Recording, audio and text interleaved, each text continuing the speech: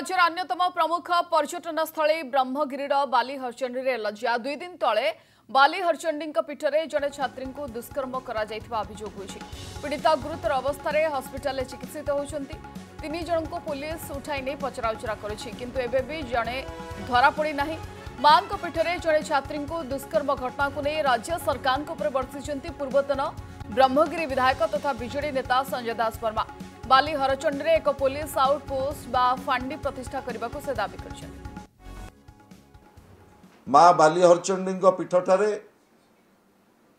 जो भली जड़े छात्री को दुष्कर्म करागला मो पाखे जहाँ खबर पीड़िता बर्तमान गुरुतर चिकित्साधीन अवस्था अच्छा एवं जड़े आसामी बर्तमान राज्य बाहर एवं से ब्रह्मगिरी तीव्र प्रतिक्रिया प्रकाश पाई।